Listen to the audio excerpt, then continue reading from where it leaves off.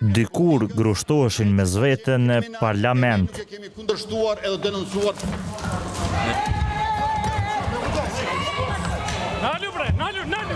Tani deputetet po ngrejnë dorë mbi qytetarët ata që i kanë zgjedhur në këtë post.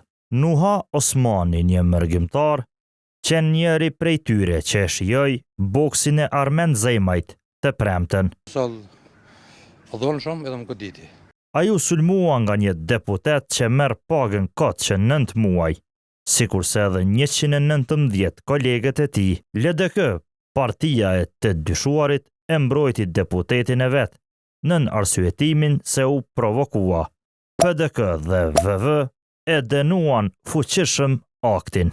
E kaluara të regon se asnjëra nga këto parti nuk ka të drejtë të flasë kundër dhunës, sepse ndër vite deputetet e tyre ja kanë kërcitur boksave.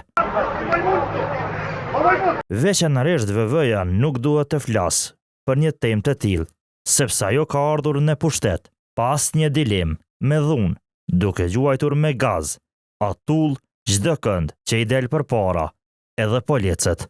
Shënjestër.net